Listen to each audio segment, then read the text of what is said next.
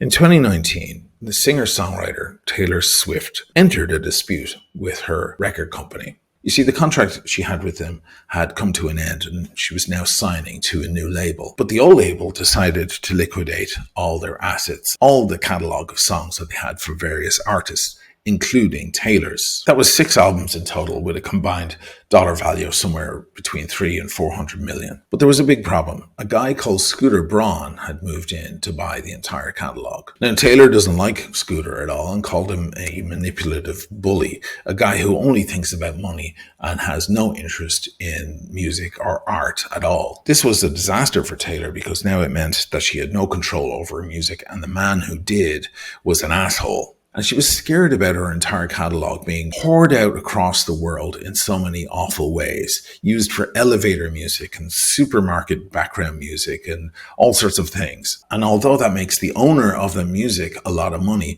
it really cheapens the art itself. But Taylor Swift had a brilliant idea. You see, Scooter Braun didn't own her music per se. He owned the masters, the recordings of those songs, not the songs themselves, the intellectual rights of that. So not the lyrics and not the melody, just the tapes they were recorded on. So she got into the studio and re-recorded everything all over again. I was the one who made this music first. I can just make it again. Yeah. So that's what we're doing. And started re-releasing all her records again, but now called Taylor's version. When something says in parentheses Taylor's version next to it, that means I own it, which is exciting. She wouldn't hear her songs re-recorded and used in elevators around the world and used for diaper commercials or God knows what. She'll be able to keep her brand and her art elevated. She'll be able to keep her side of the street clean. Well, in the interest of keeping their brand elevated and keeping their side of the street clean, Rolex just pulled a Taylor Swift and bought Bucherer.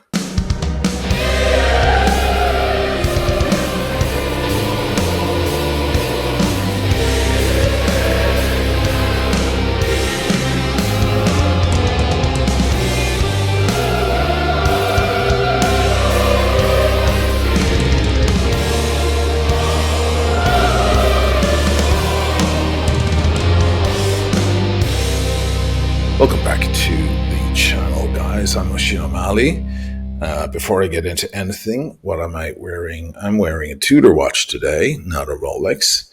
This is their Black Bay Chrono in steel and gold, one of my favorites. So Rolex bought Bucherer and the entire watch world is naturally talking about it. It's pretty big news because Rolex don't usually involve themselves in the retail business at all. They select certain authorized dealers to sell their products and they sell them to them who then sell them on. They keep a certain distance between themselves and their own audience. It's a very interesting business model, but I think it's been working out pretty well for them so far. One of those authorized dealers, in fact, probably the biggest one around the world, is Bucherer. They have about 100 stores around the world, including control over Tourneau, which is very big in the United States. Not only do they sell Rolex, but they sell Patek and Omega and various other brands. And to many customers around the world, they're one of the faces of the Rolex brand. So a lot of your purchasing experience is through these authorized dealers that really Rolex has very little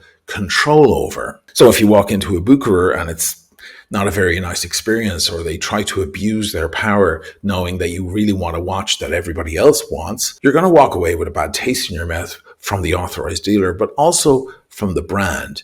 In a way, the authorized dealer is responsible for representing that elevated experience from the brand. Now, we all know in the past few years, as Rolex watches have gotten more and more difficult to buy directly from the authorized dealer, that many stores have been indeed abusing that power and forcing people to buy other things that they don't necessarily want just to get on the list for a hard to get Rolex. We also know that there were some kind of strange games going on where authorized dealers were sending watches out the back door and flipping them themselves for a big profit. So Rolex have been clamping down on how their watches are being sold, how their brand is being represented by all these thousands of authorized dealers around the world. And they've been getting nervous about their brand being cheapened or their name being used and abused by various nefarious characters. And that's the most important thing for Rolex. It's about image. It's about high level of quality. And though there are thousands of Rolex authorized dealers around the world, a small mom and pop store in a strip mall somewhere who are abusing the rules a little bit can be harmful for the brand, but only on a very, very small scale.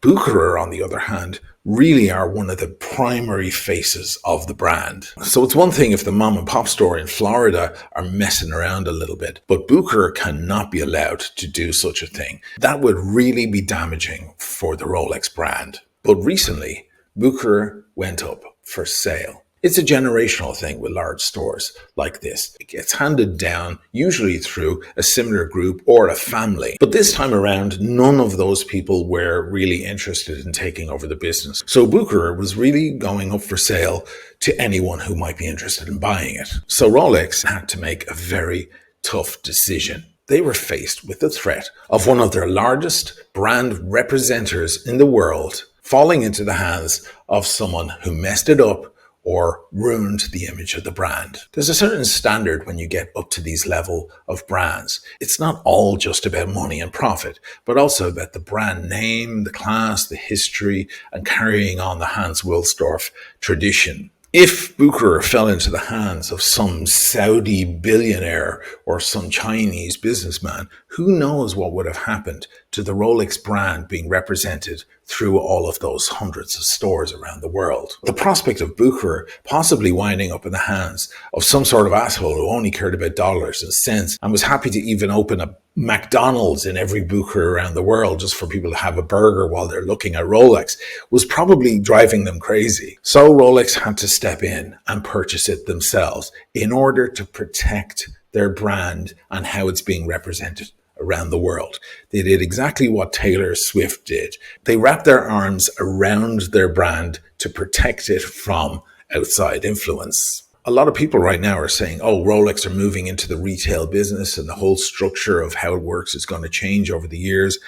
There may be certain truth to that, but I don't think that that's why they did it. After all, Bucherer was already up for sale. This was not an aggressive takeover by Rolex. This was just Rolex stepping in before Bucherer went out like fish at a stall on a market. I don't think that Rolex are really getting into the retail game at all. And they may sell Bucherer on to someone else in the future if they feel comfortable doing so. This was mainly about protecting the walls around their castle. And Bucherer will continue on as they were, selling both Rolex and many other brands. Some people feel like Rolex are trying to make money off the other brands, and though they will, I really don't think that's a big deal for them. Their main interest is protecting the Rolex brand, how their products are being represented and how they're being sold. They don't want Rolex right next to a McDonald's inside a Bucherer.